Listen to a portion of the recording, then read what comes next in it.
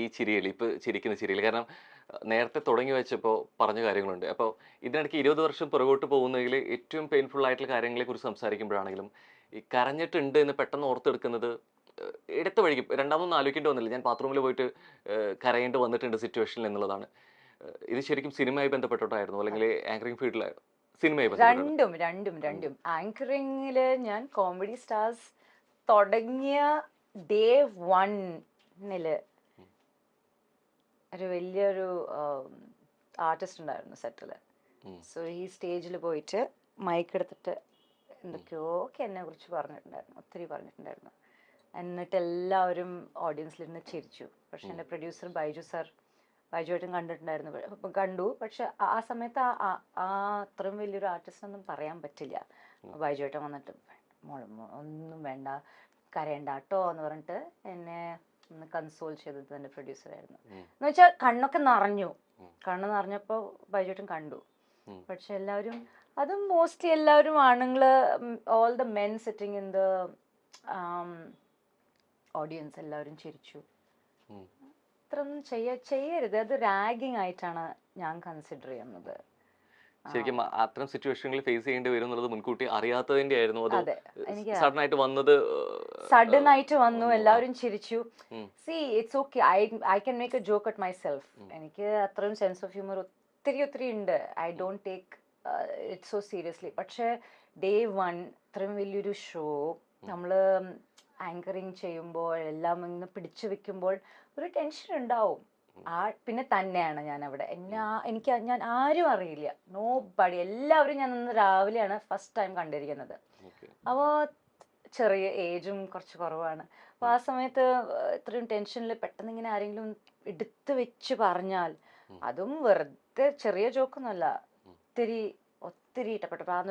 At least ഒരു 2-3 minutes എന്നെ കുറിച്ച് ഇങ്ങനെ ബാക്ക് ടു ബാക്ക് പേരെടുത്ത് വിളിച്ച് കളിയാക്കുക മൈക്കിൽ സ്റ്റേജിൽ നിന്നിട്ട്.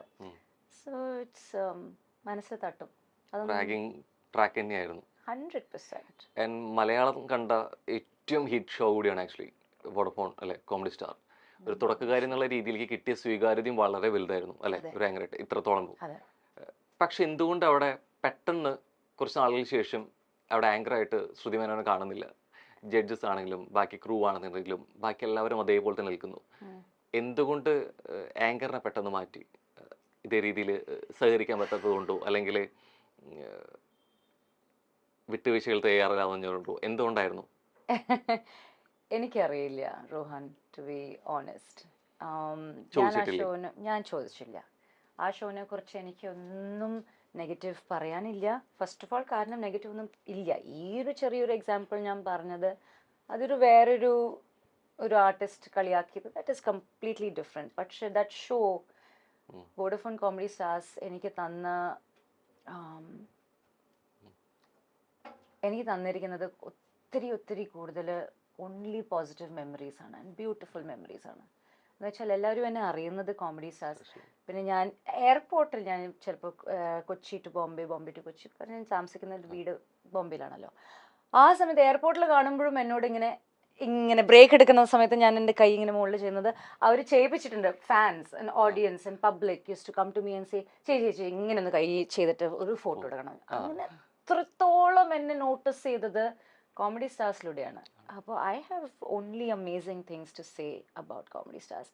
ആൻഡ് അവർ ആങ്കർ ചേഞ്ച് ചെയ്യാൻ ഇന്റേണൽ ഡിസിഷൻ ആണെങ്കിൽ ഓക്കെ, അതിനെ കുറിച്ച് ചോദിച്ചിട്ടില്ല. പക്ഷേ ജഡ്ജസ് അവരെന്നെ തുടരുന്നു. പക്ഷെ ഞാൻ കേട്ടിട്ടുള്ളത് ഓൾറെഡി ശ്രുതി മേനോനെ ആക്ച്വലി ജഡ്ജസ് ആയിട്ടുള്ള അഭിപ്രായ വ്യത്യാസങ്ങൾ ഉണ്ടായിരുന്നു എന്നത് ഒരു കാരണമായിട്ട് കേട്ടിട്ടുണ്ട്. ശരിയാണോ? Not at all, never. ഞാൻ ഓൺ ക്യാമറ പറയാണ്, ഒരിക്കലും ഇല്ല. ഇതാരെങ്കിലും റൂമർ സ്പ്രെഡ് ചെയ്തതായിരിക്കും. കാരണം ജഗദീഷ് ഏട്ടൻ വാസ് ലൈക്ക്, എന്താ പറയുക, ജഗദീഷ് ഏട്ടനെ പെർഫോം ചെയ്യുമ്പോൾ, അവിടെ ജഗദീഷ് ഏട്ടൻ സംസാരിക്കുമ്പോൾ, അല്ലെങ്കിൽ ഗ്രീൻ റൂമിലിരുന്ന് മേക്കപ്പ് ചെയ്യുമ്പോൾ, പാടുമ്പോൾ, എന്ത് വേണമെങ്കിലും ചെയ്യുമ്പോൾ ഒരു പഠിക്കാൻ പറ്റുന്ന ഒരു ബുക്കാണ് ജഗദീഷ് ഏട്ടൻ. About life, you get to learn so much from him. ഒരിക്കലും ഇല്ല. പ്രൊഡ്യൂസേഴ്സിൻ്റെ കൂടെ ഒരിക്കലും ഒന്നും ഉണ്ടായിരുന്നില്ല. ബൈജുവേട്ടൻ, ഇപ്പോഴും ബൈജുവേട്ടൻ ഞാനും ഇടയ്ക്കിടെ സംസാരിക്കും. അങ്ങനെ പറഞ്ഞവർ തെറ്റാണ് പറഞ്ഞിരിക്കുന്നത്. ഇറ്റ്സ് എ ലൈ, ആബ്സല്യൂട്ട് ലൈ. അങ്ങനത്തെ ഒന്നും ഉണ്ടായിട്ടില്ല. തീർച്ചയായിട്ടും അന്ന് ഷോ ചെയ്തുകൊണ്ടിരിക്കുന്ന സമയത്ത് സ്വാഭാവികമായിട്ട് ഭയങ്കരമായിട്ടിരുന്ന അല്ലെ വ്യക്തിയായിരുന്നു കൂടിയായിരുന്നു. പിന്നീട് അങ്ങോട്ട് അല്ലെ ഷോയ്ക്ക് കണ്ടക്ട് ചെയ്ത് പിന്നീട് അവിടെ നിന്ന് കിട്ടിയ അവസരങ്ങൾ വളരെ വലുതായിരുന്നു. നമ്മൾ വോഡഫോൺ കോമഡി സ്റ്റാർ പിന്നെ കണ്ടത് അതിൻ്റെ അടുത്തൊരു സീസൺ ഏകദേശം അല്ലെ 8 വർഷത്തോളമൊക്കെ നീണ്ട് ഇത്രത്തോളം ഹിറ്റായിരുന്നു. ശരിക്കും അടുത്തൊരു ആങ്കർ വരുന്നു, അവർക്ക് ഇത്രത്തോളം റീച്ച് കിട്ടുന്നു, ആ ഷോ ആ വ്യക്തിയുടെ പേരിലും കൂടി അറിയപ്പെടുന്നു എന്നുള്ളത്. ഇത് അറിയുന്നത് ഒരു കലാകാരൻ എന്ന നിലയിൽ സന്തോഷമാണോ, അത് എനിക്കുണ്ടായിരുന്ന അവസരം നഷ്ടപ്പെട്ടു എന്നുള്ള രീതിയിൽ ഒരിക്കലും ഇല്ല. എനിക്ക് ഞാൻ വോഡഫോൺ കോമഡി സ്റ്റാർസിനെ ക്രിയേറ്റ് ചെയ്ത ആ എക്സൈറ്റ്മെന്റ് എൻ്റെ അഭിപ്രായത്തിൽ ആരും ചെയ്യാൻ പറ്റിയിട്ടില്ല, ആർക്കും ചെയ്യാൻ പറ്റിയിട്ടില്ല. ഇല്ല. ആരൊക്കെ പിന്നീട് വന്നു കഴിഞ്ഞാലും ശ്രുതി മേനോൻ ചെയ്ത് വെച്ച തട്ട് അല്ലേ? ആൾക്കാർ പറയട്ടെ, നിങ്ങൾ പറയൂ. ആ ഡെഡിക്കേഷൻ, ആ ഒരു എനിക്ക് കിട്ടിയത് ഞാൻ തിരിച്ചു വോഡഫോൺ സ്റ്റാർസിന് കൊടുത്തിട്ടുണ്ട്, 100% കൊടുത്തിട്ടുണ്ട്. ആൻഡ് എൻ്റെ അഭിപ്രായത്തിൽ അത് ഞാൻ എന്താണ്, അതൊരു കോൺഫിഡൻസ് വെച്ചിട്ടാണ് ഞാൻ പറയുന്നത്. I am not saying it because I am not a bad human being. പക്ഷെ ഞാൻ കോൺഫിഡൻസിന്റെ കാരണമാണ് ഞാൻ പറയുന്നത്. ഞാൻ എൻ്റെ അഭിപ്രായത്തിൽ ഞാൻ ചെയ്തത്ര എത്തിയിട്ടില്ല. Also I M so surprised. ഇപ്പൊ രോഹൻ പറഞ്ഞിട്ടാണ് ഞാൻ കേട്ടിരിക്കുന്നത് ഈ റൂമേഴ്സ്, ജഡ്ജസിന്റെ കൂടെ അഭിപ്രായ വ്യത്യാസം. കാരണം ജഡ്ജസ് ഞങ്ങളെല്ലാവരും ഒരുമിച്ചിരുന്ന് എത്രത്തോളം നമ്മൾ എൻജോയ് ചെയ്തിട്ടാണ് ഷോ ഷൂട്ട് ചെയ്തിരിക്കുന്നത്. യുനോ, അതായത് രാവിലെ തൊട്ട് തുടങ്ങിയ എനർജി ഈസ് ഹൈ, എല്ലാവരും ഒരുമിച്ച് ചിരിക്കും, കളിക്കും, പാട്ട് പാടും, അങ്ങനെ ഒരിക്കലും ഒന്നും വന്നിട്ടില്ല. സോ എനിക്ക് തോന്നുന്നു ആ ഒരു കെമിസ്ട്രി ജഡ്ജസിന്റെ കൂടെ ആർക്കും കൊണ്ടുപോകാൻ പിന്നീട് പറ്റിയിട്ടില്ല. ഈ പലപ്പോഴും നമ്മൾ പോകുമ്പോൾ ഈ പോകെ കുറെ കഴിയുമ്പോഴായിരിക്കും പലരും നമ്മൾ തിരിച്ചറിയുന്നത്. അത്തരത്തിലിപ്പോൾ ഫിലിം ഇൻഡസ്ട്രി ആയിക്കോട്ടെ, വന്ന വഴിയിലെ കുറേയേറെ അനുഭവങ്ങൾ ഉണ്ടായിട്ടുണ്ട്. ഈ തിരിച്ചറിഞ്ഞത് ഇതായിരുന്നു എന്നുള്ളത് നമ്മൾ ചിലപ്പോൾ തിരിച്ചറിഞ്ഞ് കുറെ കഴിഞ്ഞിട്ടായിരിക്കും. അത്തരത്തിൽ നമ്മളിപ്പോൾ കാസ്റ്റിംഗ് കൗച്ചിനെ കുറിച്ചൊക്കെ പിന്നീട് കുറെ കേട്ടിട്ടുണ്ട്. പക്ഷെ ഇതായിരുന്നു എന്നുള്ളത് പിന്നീട് നമ്മളായിരിക്കും അത് അങ്ങനത്തെ ഒരു അറ്റംപ്റ്റ് ആയിരുന്നോ, അങ്ങനെ ട്രൈങ് ആയിരുന്നു എന്നുള്ളത് ഒരു പക്ഷെ കുറെ കഴിഞ്ഞ് തിരിച്ചറിയുന്നതായിരിക്കും. ശരി, ഇത്തരത്തിൽ എന്തെങ്കിലും ഓർത്തെടുക്കുന്ന സംഭവങ്ങളോ വിഷയങ്ങളോ ഉണ്ടായിട്ടുണ്ടോ ശരിക്കും അന്നേരം അറിയാതെ പിന്നീട്?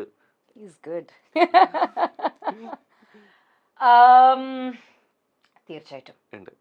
അഗൈൻ ഞാനൊരു ഫ്രണ്ട്ലി നേച്ചർ ആയൊരു പേഴ്സണാലിറ്റിയാണ്. പ്ലസ് കേരളത്തിൽ നല്ല ഞാൻ പഠിച്ചതും വളർന്നതും ബോംബെയിലാണ്. അപ്പോൾ ഞാൻ നേരത്തെ പറഞ്ഞ കൾച്ചർ ഷോക്കിൻ്റെ പോലെ ഞാൻ ഓപ്പണായിട്ട് സംസാരിക്കുമ്പോൾ ഒരു ഞാൻ പടങ്ങളൊക്കെ ചെയ്യുമ്പോൾ ചില ആക്ടേഴ്സ്, സീനിയർ ആക്ടേഴ്സ്, വളരെ പോപ്പുലറായ ആക്ടേഴ്സ്, അവരുടെ ഒരു ഇംപ്രഷൻ എന്ന് വെച്ചാൽ ഈ കുട്ടി ലൂസ് ക്യാരക്ടേർഡാണ്. അത് ഞാനല്ല, എനിബഡി, ഏത് പെൺകുട്ടിയായാലും ശരി. പിന്നെ പെൺകുട്ടികളെ ഒരു പ്രോപ്പർട്ടി, ഇത് നമ്മുടെ പ്രോപ്പർട്ടി ആണ്, എൻ്റെ പടമാണ്, അപ്പോൾ എൻ്റെ പ്രോപ്പർട്ടിയാണ്, ആ രീതിയിൽ ബിഹേവിയർ ഉണ്ടായിരുന്നു. അത്രയും ഞാൻ എക്സ്പീരിയൻസ് ചെയ്തിട്ടുണ്ട്. അത് എന്നോട് ചോദിച്ചിട്ടുണ്ട്, നിനക്കെന്തിനാണ് ഇത്ര നാണം, നിനക്കെന്താ നാണം എന്ന് എന്തൊക്കെയൊക്കെ ഡയറക്ടേഴ്സ് ചോദിച്ചിട്ടുണ്ട്. നിനക്കെന്തിനാ ഇത്ര നാണം? അതും പബ്ലിക്കില് ഷൂട്ട് സെറ്റിൽ നിൽക്കുമ്പോൾ, ഷൂട്ട് ചെയ്യുന്ന സമയത്ത് ഓവർ ദ മൈക്ക് അങ്ങനത്തെ ഹറാസ്മെന്റ്, ചെറിയ ഹറാസ്മെന്റ്സ് ഞാൻ എക്സ്പീരിയൻസ് ചെയ്തിട്ടുണ്ട്. ചെറിയത് ഞാൻ പറയുന്നത് ചെറുതല്ല, പക്ഷെ ഐ സേ സ്മോൾ, കാരണം ഇപ്പോഴും ഇൻഡസ്ട്രിയിൽ നമ്മുടെ പെൺകുട്ടികൾ ചിലപ്പോൾ ഹറാസ്മെന്റ് ഇതിനേക്കാളും ഞാൻ എക്സ്പീരിയൻസ് ചെയ്തേക്കാളും വലിയ എക്സ്പീരിയൻസ് ഉണ്ടാവാൻ റിയാക്ട് ചെയ്തിരുന്നു. ഞാൻ റിയാക്ട് ഇല്ല.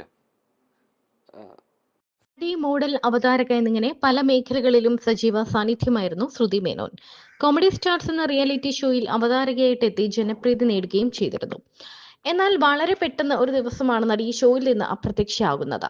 പിന്നീട് സിനിമയിലും മോഡലിംഗ് രംഗത്തുമൊക്കെ സജീവമായി. ഇടയ്ക്ക് ടോപ്പുകളില്ലാതെയുള്ള ഫോട്ടോഷൂട്ട് വരെ നടത്തി ശ്രുതി വിവാദങ്ങളിൽ നിറഞ്ഞു.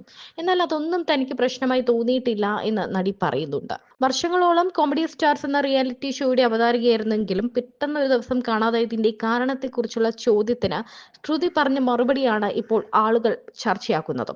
തനിക്കിതിന്റെ കാരണം അറിയില്ല എന്നാണ് ശ്രുതി പറയുന്നത്. താൻ ആരോടും ചോദിക്കാൻ പോയിട്ടുമില്ല. വളരെ നല്ല ഷോ ആയിരുന്നു, അതിൽ ഒരു സംശയവുമില്ല. ഷോയിൽ നിന്ന് തന്നെ മാറ്റിയാലും തനിക്ക് ഷോ തന്ന ഒരുപാട് സൗഭാഗ്യങ്ങൾ ഉണ്ടായിരുന്നു. ആളുകൾ തന്നെ തിരിച്ചറിയാൻ തുടങ്ങിയത് ആ ഷോയിലൂടെയാണ്. വന്ന വഴികളിലേക്ക് തിരിഞ്ഞു നോക്കുമ്പോൾ പല വ്യക്തികളുടെ സമീപനം ശരിയായിരുന്നില്ല എന്ന് ഇപ്പോഴാണ് മനസ്സിലാകുന്നത്. നമ്മളൊരു വർക്ക് സൈൻ ചെയ്താൽ അതിനുശേഷം, പ്രത്യേകിച്ച് പെൺകുട്ടികൾ, ആ വർക്കിലുള്ളവരുടെ പ്രോപ്പർട്ടി എന്ന പോലെയാണ് അവർ കാണുക. വലിയ അഭിനേതാക്കൾ വരെ എന്നെ പൊതുവായി നാണം കെടുത്തിയിട്ടുണ്ട്. അന്ന് താൻ വളരെ ചെറുതായിരുന്നത് കൊണ്ട് അതൊക്കെ വേഗം മാനസിക സ്ഥിതിയെ ബാധിച്ചു.